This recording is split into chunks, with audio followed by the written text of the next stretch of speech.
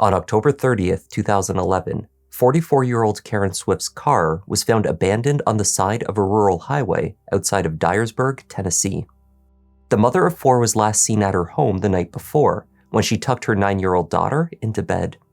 When the girls woke the next morning, their mother was gone.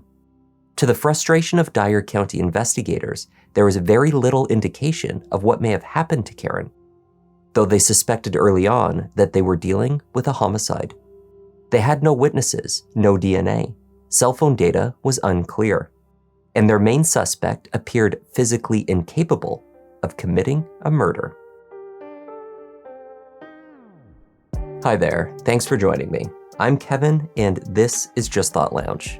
Today's case takes us back over a decade to a rural area in Tennessee where a popular mother of four went missing in the middle of the night, leaving few traces behind.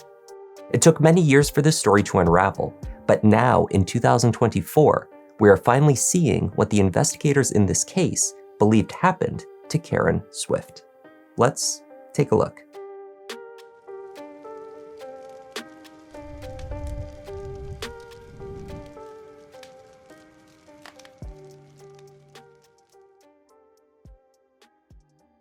When Karen Swift's two young daughters awoke on the morning of October 30th, 2011, their mother was not at home.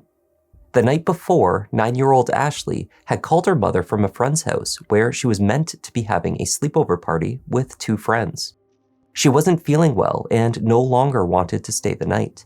Could her mother come and collect her? Karen had also been at a friend's home that night for a Halloween party and had no intention of returning to the family home. Nonetheless, the loving mother picked up her daughter, drove back to their house, and at some time after 2 a.m., the two crawled into bed together and went to sleep. Karen's husband David was at home. He was with 6-year-old Keely in an upstairs bedroom. When Ashley awoke, she was no longer in her mother's room. She was with her younger sister in the downstairs bedroom. Both girls had been moved into the same room while they slept in the night. Their mother's vehicle, a white 2004 Nissan Murano, was also missing. 2 phone calls were placed to the Dyer County Sheriff's Office around 3 p.m. that same day to report Karen Swift missing. One was placed by David Swift after his phone calls to Karen's friends had failed to locate her. The second report came from 2 of these concerned friends, Bill and Kathy Bona.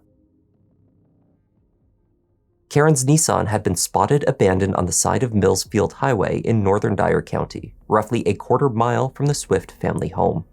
The SUV appeared to have a flat tire. Deputy Alexander arrived on scene, followed shortly by Sergeant Walker of the Dyer County Sheriffs. They found David already with the car. He had unlocked the doors and taken a quick look for Karen's personal belongings, her keys, purse, or cell phone. Karen's cell phone was missing. Protruding from the flat tire was a single rusty screw. It appeared that Karen had unfortunately driven over the sharp object at exactly the right angle to pierce the tire. Neither the deputy or sergeant found any indication that anything suspicious had occurred inside the vehicle. Neither of the officers reported observing any traces of blood internally or externally. Later forensic testing by the Tennessee Bureau of Investigation, the TBI, of the SUV likewise returned nothing of note. Beyond the fact that no one had been able to reach Karen on her phone, Deputy Alexander made another unsettling observation. When the deputy, at 6 foot 2 inches in height, got into the driver's seat in order to move the vehicle to impound, he was surprised to find that he did not need to adjust the seat back in order to fit comfortably. It seemed unlikely that Karen Swift, at only 5 foot 5 inches, was the last person to drive the Nissan. A search for Karen began promptly, beginning at the location of her abandoned vehicle and spreading out into the rural landscape. My missing mother of four here from Dyer County, Tennessee. Today we've intensified our search by once again utilizing an aerial search with a Tennessee Highway Patrol helicopter. Also, approximately 16 members of the Tennessee Highway Patrol strike team, which is an advanced search team that they have. A pair of jeans and a top, later determined to be Karen's, were located a short distance from the car. The Halloween costume that Karen had worn to her friend's home on the night she disappeared remained in the SUV.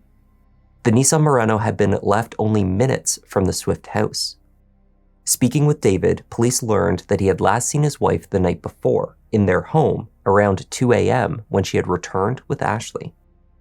There had been no sightings since that time. They also learned that Karen filed for divorce from David 3 weeks earlier. The two had chosen to remain in the family home together since that time to offer stability to their children. David and Karen Swift had always had a complicated romance. First married in 1989, the couple went on to have 2 children, both boys, Preston and Dustin. Less than a decade into the marriage, cracks began to appear. In 1996, David began a 3-year-long affair with a coworker, which resulted in the birth of another baby by his mistress. Karen reportedly discovered her husband's infidelity upon the birth of the child and filed for divorce. It was finalized in 2000. Not long after the papers were signed, however, the couple began to reconcile.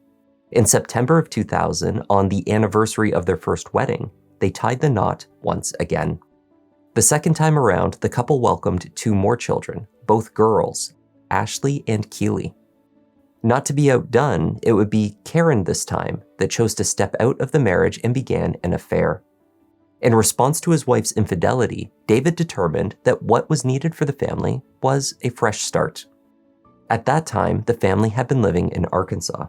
David quit his job and found one in manufacturing management in Dyersburg, Tennessee. Then he purchased a new home and told his wife to pack up. David's decision to uproot the family was reportedly made independently, as well as rapidly. The move occurred so abruptly, in fact, that their eldest son, Preston, was left behind to complete the school year, while the rest of the family moved into the new house, a house that Karen had laid eyes on for the first time when unloading their belongings into it. Regardless of the rushed transition to rural Tennessee, Karen settled in quickly. Allegedly, David wasn't keen on her working. The mom of 4, nonetheless, found ways to earn her own money. She cleaned houses, she did landscaping. Somewhat of a fitness fanatic, she also began teaching aerobics classes. These roles, coupled with Karen's outgoing nature, led to many new friendships. She was an extroverted, cheerful person. Friends described Karen as truly selfless, perhaps to a fault. She was always preoccupied with the comfort of others, so much so that she would shy away from asking for help when she needed it. Even as her marriage once again was headed for divorce. This time, her husband's behavior had made her fearful for her own safety. Despite reported instances of David stalking Karen while she was out and confronting her while she spent time with girlfriends, Karen would remark that there was no reason for undue worry. He was unpredictable, but she was probably just making more of it than warranted, she said. After her disappearance, the most consistent description of Karen Swift offered by those who knew her was that she was a great mother. We want her to come home. We know her family needs her and her kids need her, and she's a wonderful mother, very strong woman. And I know that if she's out there, that she will find her way home. Following his phone call to report Karen missing, David sat down with police. He was assisted into the police interview room just as he had been at the scene of the abandoned car by a set of crutches. He explained to detectives how an old knee injury from the spring had flared up again only a few days before. How do you think? Well, it was Easter morning. I had to have knee surgery. I had to have a total quadricep patella tendon rupture. Yeah. I was at my daughter's soccer game, and had to be taken by ambulance and had to have surgery the next morning. And about a week ago, it's been giving me a lot of problems. I'm having stairs and stuff like that because I had to pull sutures and drill holes in the kneecap. It's restricted, but about a week ago, I was at work and turned wrong, so I had an appointment today with another specialist to get a second opinion. But almost all this. While still acquiring the background and contact information from David, he informed detectives that he had only just discovered that Karen had been using a second, what he called a secret cell phone. This device had been provided to her by Bill Bona, the husband of her good friend Kathy. He stated that he did not have the phone number. Is that her primary? Well, Yes. I'm finding out that she's got other phones, but that's the one that we've had, that she's had on the Verizon account that I pay for. Right. And Any other ones you know of? that she has, that she would have. Well, I found out yesterday that Bill and Kathy Bono had given her another cell phone. She'd been using it for, and Any idea what that number is? I'd suspected because. But according to David, it was not surprising that Karen would have kept something like this from him. From the topic of his wife's secrecy, David easily transitioned into a depiction of Karen as a partier and heavy drinker. And he implied repeatedly that Bill and Kathy Bona were somehow acting inappropriately with his wife. Bill and Kathy's neighbor, Jamie, she was talking about the situation. And that everything that was going on with Bill and Kathy, she said, if you want to know what's going on, you can in my backyard and you'll see what all's going on. Okay, explain to me what the situation. We don't know. You don't know? We've done heard that about 3 times, I guess. So From other people. no, For me, yeah. You keep kind of hitting on it. Okay, well. David told detectives story after story of what he called Karen's erratic behavior. She began to change, he said, shortly after the move to Dyer County. He placed the blame on the new friends she had made, primarily the Bonas. He spoke about catching Karen undressed in their hot tub. He recalled that on one occasion, he arrived at the Bonas to find his wife naked in bed with her friend, Kathy. She was over there, all the time. Karen started, sneaking out of the house, and she would go to be with Kathy and Bill. And I know even this past summer. And when you say go to be with them, when you go to party with them, Go party, and I find them naked in the hot tub in the backyard. I found Karen naked in bed with Kathy one night, which Kathy has a master's degree in psychology, but she has a dance studio. And I think that's been a lot of the stuff that's been missing with Karen's head and stuff, and then with the excessive drinking and partying that, there's been times during the day that, I'd come home early from work or something, and Karen would be, she was so drunk once that she was, had passed out on the porch in her own vomit. After David told a series of largely unprompted, as well as ungenerous stories of his wife's alleged behavior, detectives grew impatient and sought to steer David towards the facts relating to Karen's disappearance. When she came home with Ashley was your daughter, correct? Was there any kind of argument or anything there? No, I just, he was very brief. I wanted to make sure that Ashley was okay, and that she was okay, because I questioned Karen about driving. Again, I said, if you can't drive, I will get Ashley. And that was all the conversation was. Okay. How close did you get to her? Could you tell whether she'd been drinking? Oh, yeah, you could tell. I could always tell she drinking, and that was, but that was it, as soon as I realized that Ashley and they were unsafe, I went back upstairs and went to bed, and then I that's all I know until we got up about 10, then Saturday morning, 9:30, I woke up.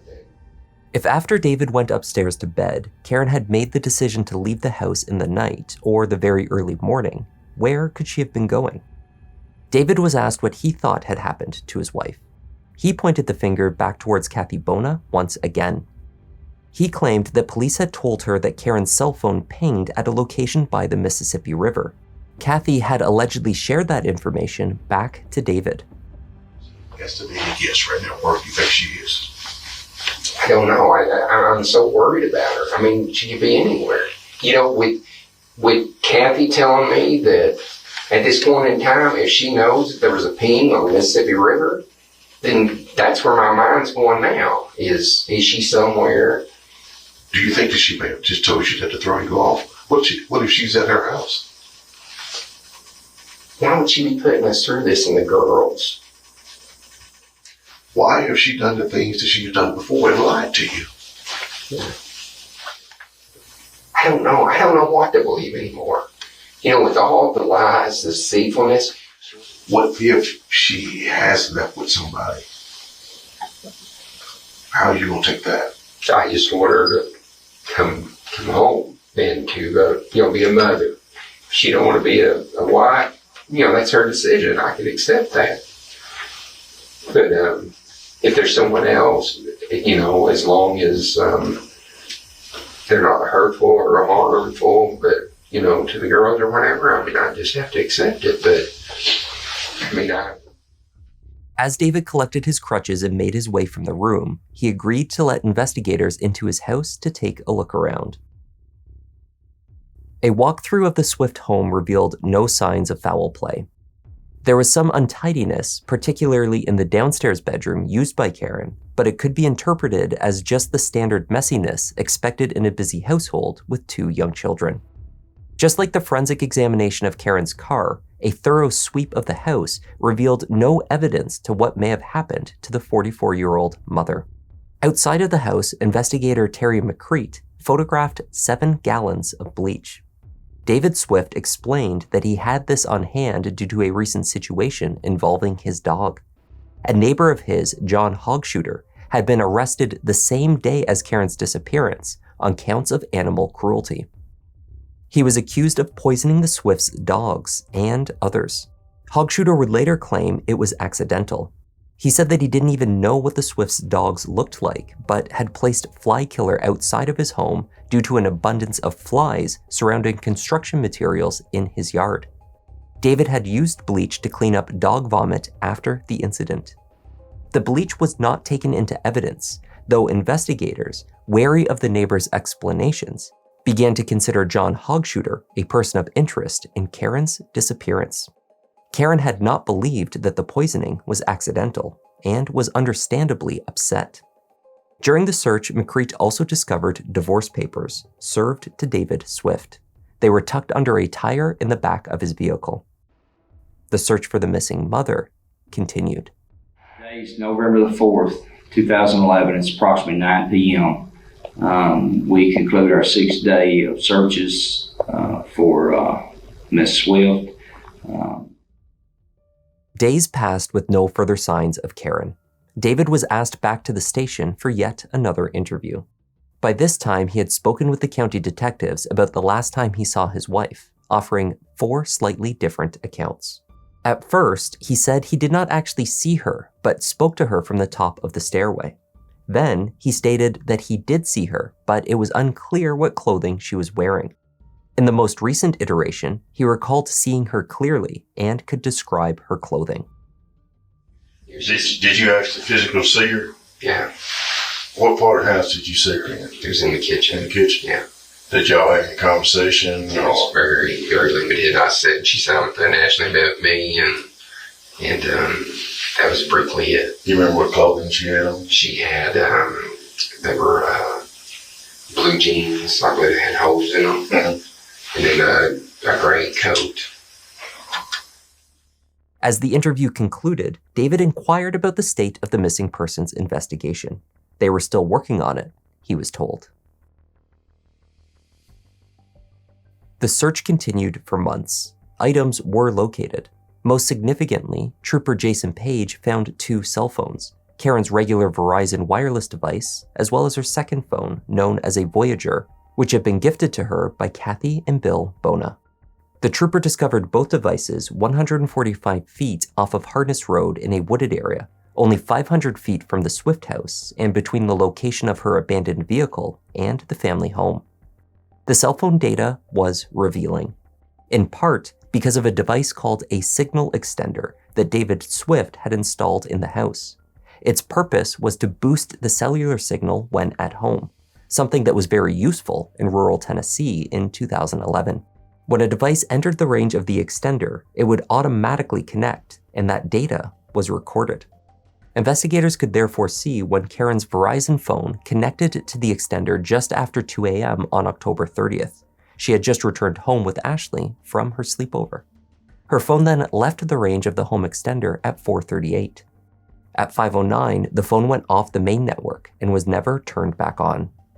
When it was discovered, the phone appeared to have been partially crushed, possibly smashed on the road. Karen's vehicle was first spotted pulled over only minutes later at 5:15 a.m. The second device history was even more curious. The Voyager phone had also connected to the house extender, but at 9:55 a.m., a full 5 hours after the first device had been turned off and presumably smashed and discarded. There was a single call made from the secret Voyager device at that time to check the phone's voicemail. Then, miraculously, it ended up in the woods off of Harness Road, right next to Karen's other phone. The Bonas told investigators that they gave the Voyager to Karen to enable her to communicate with her divorce attorney. They said that David had been a controlling husband who sought to dictate Karen's every move. In addition to the cell phone, they had lent Karen the money that she needed to hire an attorney and to file for the divorce. On December 10, 2011, John Robinson, the preacher at the Bogota Church of Christ, along with his friend Mark Rickman, were leaving Bledsoe Cemetery around noon. There, under kudzu vines, they discovered human remains. The cemetery is less than 3 miles from the Swift home. An autopsy later determined that they had finally, after 6 weeks of searching, found Karen Swift. The mother of 4 was mostly unclothed, with her undergarments pushed below her knees. An examination determined that these had likely been pulled down due to the dragging of her body from the gravel pathway through the cemetery to where she was found. It did not appear that this was the location where Karen had died, but rather that she had been moved into the kudzu vines after an attack. After so many weeks, the medical examiner could not definitively state her cause of death. It was clear that Karen had sustained blunt force trauma to the head, which the pathologist determined would have been fatal had Karen been alive at the point the blow had been delivered. She was struck with an unknown heavy and blunt weapon while against a hard surface. The status of the case was formally changed from a missing person to a homicide. No weapon was ever recovered. David Swift remained the main suspect. He didn't really have the reaction that normally what somebody would have if you said that you found your loved ones. But what do you mean by that? What did he do? If my memory serves me correct, I'm not really sure if he even called her by name. And, I'm not going to get into, the details of it, but it was just wasn't the right response to investigators. He has never assisted us in searching for her. Suspicions aside, there was no evidence anywhere in the house, on the property, or in the family vehicles to suggest where a fatal blow could have taken place. During both interviews with David, investigators failed to observe any scratches or signs that he had been in a scuffle. Karen had no foreign DNA under her fingernails that would have suggested that she had fought against an attacker. Then there was David's leg injury. He had first indisputably damaged his left knee in April 2011 and had undergone surgery. A coworker later explained that only 3 days before his wife disappeared, they were speaking in the office hallway when David's left leg gave out and he collapsed to the floor. For days leading up to and many following Karen's death, her husband had been dependent upon the crutches and ostensibly unable to place full pressure of even his own body weight on the injured knee. This presented a conundrum for suspicious investigators, because he did not appear to be physically capable of committing the murder. I believe that her husband is innocent, and if that is so, if I'm correct about that, then what he's been through is, far worse than anybody could imagine, because on top of losing his wife, he's been the prime suspect. The plot has thickened and there's a lot more players involved than, what we thought. Years passed and no arrest was made. Alongside David Swift, Bill and Kathy Bona, as well as the neighbor who placed out the fly poison, John Hogshooter, had their behaviors and movements around the time of Karen's death scrutinized. There were questions about the activities that took place at the Bona's house, particularly at Kathy's 40th birthday party, when multiple individuals were said to have undressed in their hot tub, including Karen. Although this behavior may have had little or no connection to her murder, to some, it indicated that she may have been physically involved with others at the party, as David had implied repeatedly to police. To others, it may have been a motive for her husband to become enraged. There were other questions lingering. It emerged that another dog in the neighborhood had been poisoned around the same time as the Swift family pet. Sheriff's deputies had been called out to the house to address the incident when Karen had confronted Hogshooter on the same day that she went missing. And after her disappearance, other strange happenings were reported in the neighborhood. David and Karen's son Dustin recalled an encounter with an unknown man near to Bledsoe Cemetery not long before his mother was found there. The stranger held a metal detector, but when asked what he was doing, he told Dustin that he was exercising. Odd, Dustin thought, so he asked about the metal detector. To this, he was told by the man that he was actually searching for his watch. The thing is, Dustin saw clearly that the stranger was, in fact, already wearing a watch. What was this strange man's real purpose for lingering near to the rarely frequented cemetery? With so few traces of potential evidence to work with, speculation surrounding Karen's murder ran wild, in the neighborhood and in the media, for years. So what do you think happened? Do you think David killed her? You don't. I really put you on. I don't know. You know, it could have been a lot of people, I guess. Do you know that it really could have been or not? Or if you don't want to talk about it, I really don't know. You know. What do you think about the way the investigation's going? Well, at first I thought it was going really well. You know, they were picking up all this evidence and they were finding these things here, there, you know, and yon. But, and I was given hope that every time something came back from the lab, that this is it, this is it, this is it. But I don't know what they're looking for. There's not a smoking gun. I don't know what they have to have. See, they interviewed Ashley once, early on, and David will not allow her to be interviewed anymore. So. And what do you think about the fact, and David won't talk to them either, so what do you think about the fact that he won't talk and he won't let Ashley talk? Silence says a lot. In the following years, the Swift family left the Dyersburg area. David eventually remarried and settled in Jefferson County, Alabama. But public pressure to bring charges for Karen's murder back in Tennessee remained.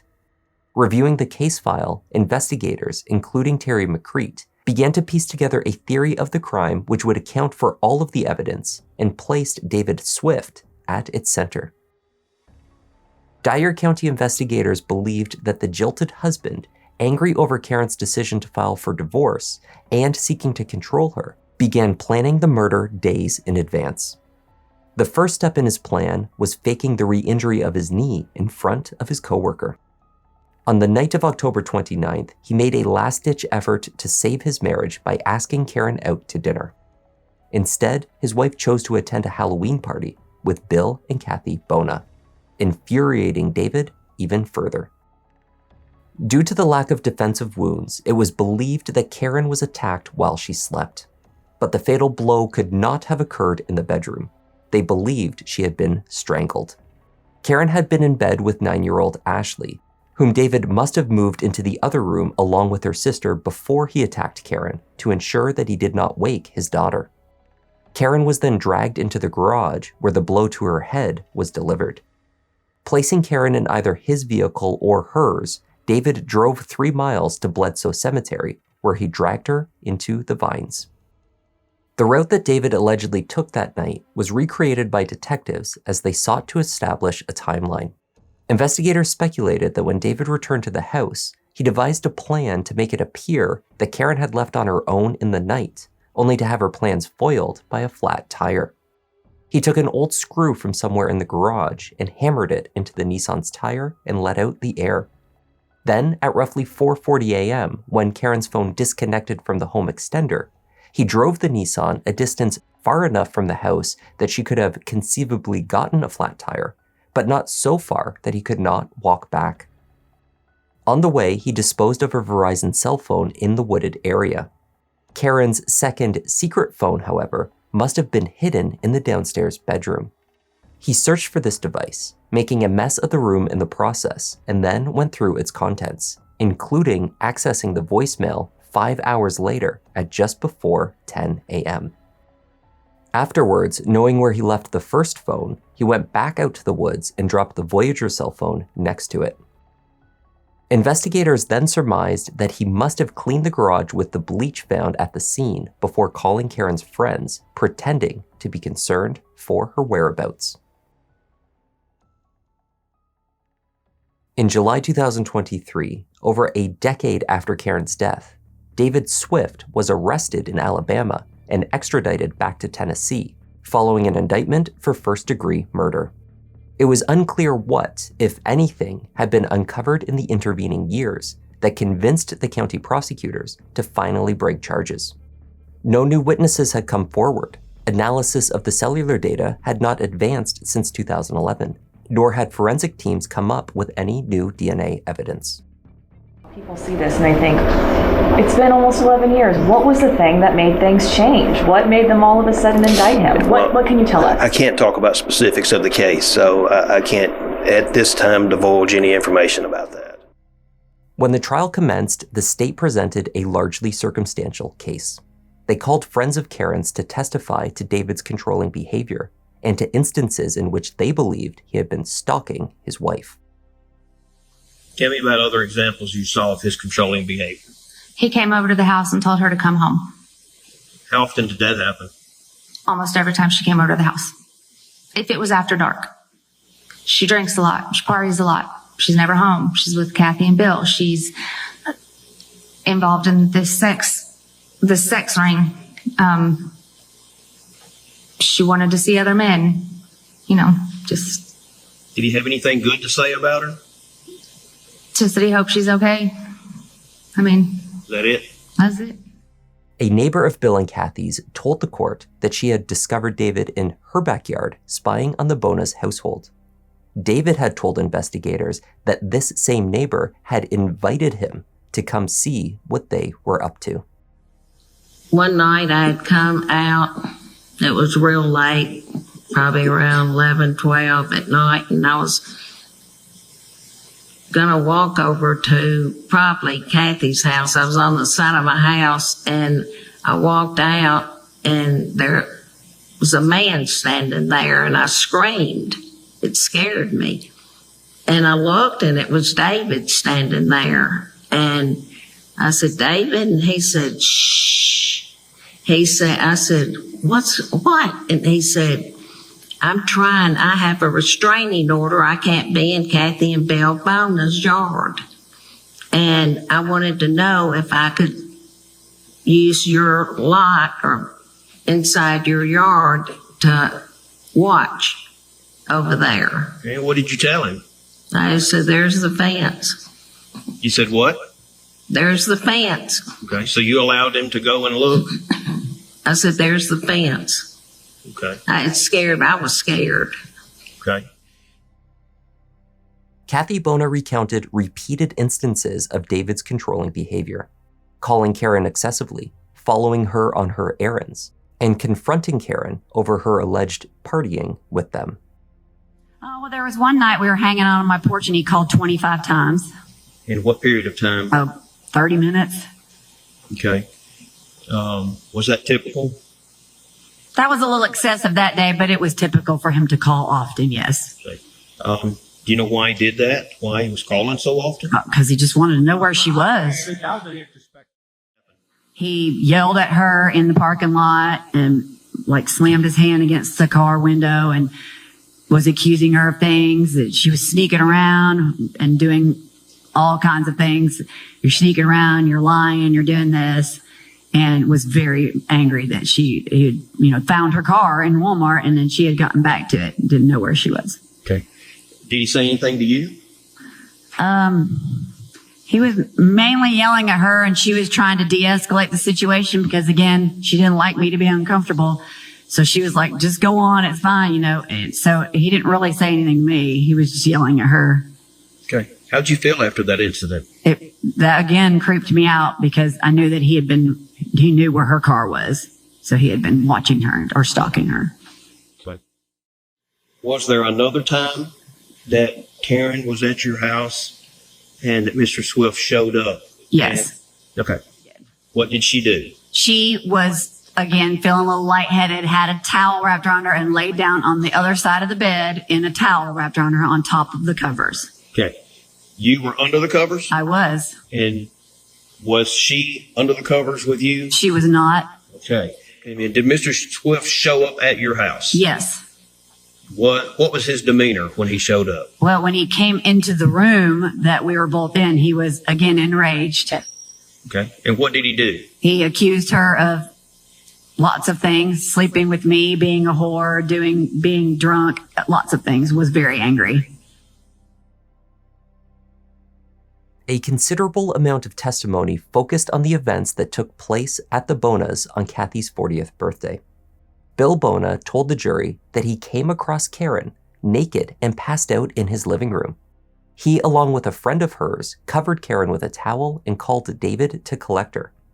Karen's friend Robin told a different version of events. Did you see Karen Swift leave the hot tub and go into the house? I did. I witnessed her get up. She looked to me as if she was hot, woozy kind of feeling. And I saw her go inside. And it wasn't but a few minutes later, I saw Mr. Bona go in as well. Can I ask this? Was Miss Swift, was she wearing her outfit or? That's vaguely something I'm trying to remember. I know when I walked in and I witnessed her laying on the floor, she didn't have anything on her. I walked in, I said, "What's going on?" And I got a towel and immediately covered her up. And I said, "Go get her husband right now." Well, when you walked in, what did you see?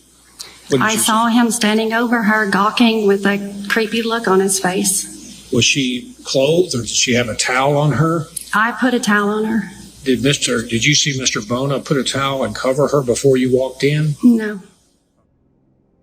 The prosecution also argued that David had been caught in multiple lies. They found the phone number for Karen's allegedly secret second cell phone on David's call log. He had phoned the Voyager device multiple times prior to Karen's death, though he told investigators that he had only just discovered that she had it. In addition, he had stated that he had been asleep from 2 a.m. when he saw Karen come home until roughly 10 a.m. Computer and phone activity showed someone was up, downloading and viewing photos of Karen around 3 a.m., including accessing multiple photos of her new tattoo. The widower was also found to have accessed dating websites and women's profiles over 250 times in the days following his wife's disappearance. A physical therapist who treated David for his knee injury in the weeks after she went missing testified that David would have been physically capable of dragging a body. Indeed, a neighbor who loaned the Swifts hay for a hayride testified that on October 29th, David helped him move hay bales, each weighing about 65 pounds, without the use of crutches.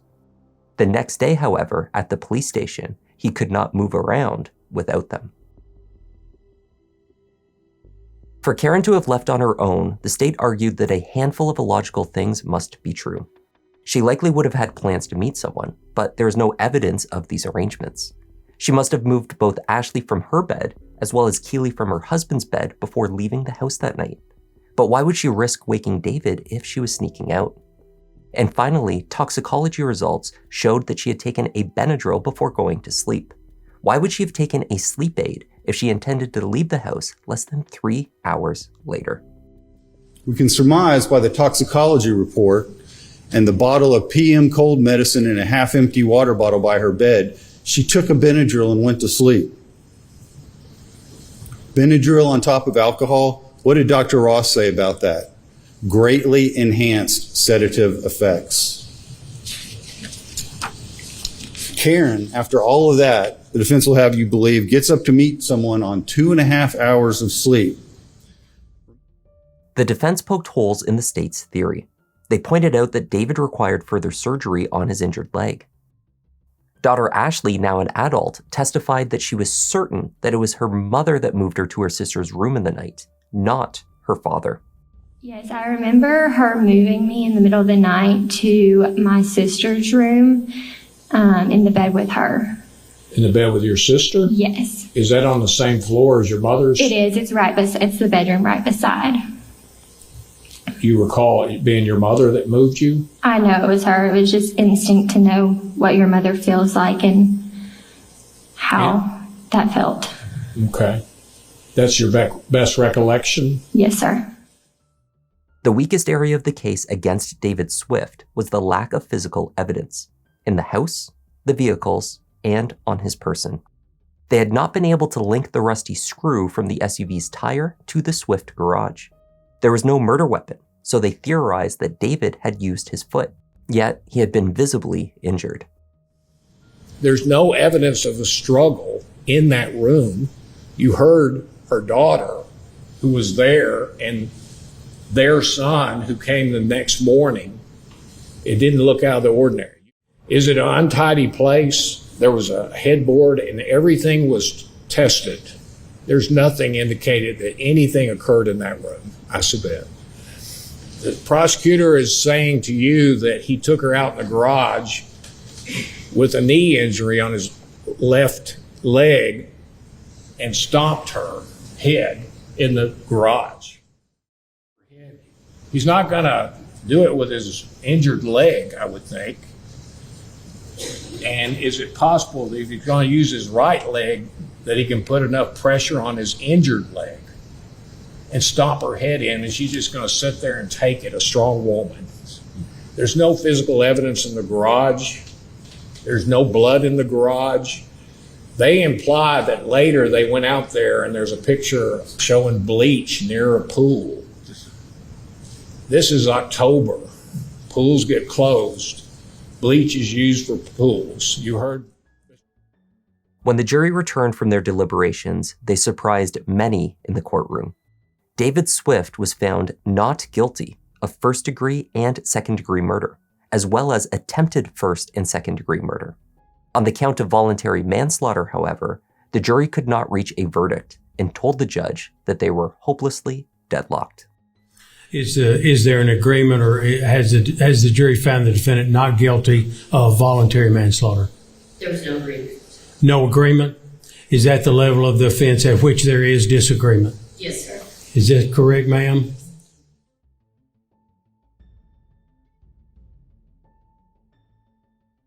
Throughout the trial, David's defense implied, with objections from the state, that the murder charges were politically motivated. The investigation had failed to uncover any direct evidence of his guilt, yet the sheriff and district attorney, both facing re-election, felt pressured to pursue the case anyway. It's very difficult because I think juries like to see direct evidence. They like to see DNA, blood, fingerprints. So, it's a uphill climb from the very beginning. So it's always difficult to put those cases together. With the manslaughter verdict undecided, the county was left with the decision of whether to try this charge once more, and they have opted to push forward. David's attorney has argued that the new indictment is illegal, that the statute of limitations on the manslaughter charge has now passed. But on July 11th, 2024, a judge refused to dismiss the charges. I think if I could know for sure, if I could know who to be angry at, I think I could start to heal. But as it is, it's just an open wound every day. Yeah. People just don't know what you live through every day. And, like for 6 weeks, we didn't even know where she was. Right. 6 weeks, we didn't. And it was agony every day. Agony every day. And then after they did find her, it was like, okay, who did this?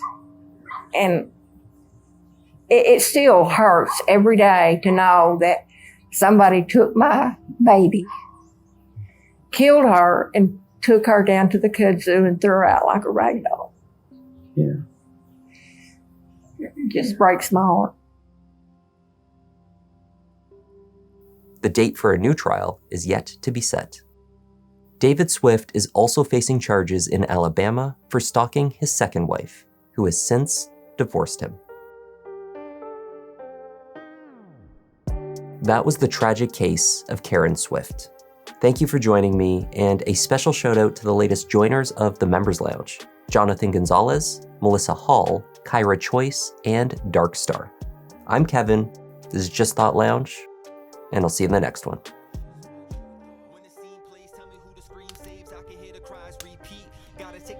These crimes get deep, but these stories can't hide. Let me find my seat. Kevin, go ahead and settle in. Gotta be selective, doing all the research, keeping it objective. Always been effective, can say he got a knack. Pick of the litter, you see how Newton got his back.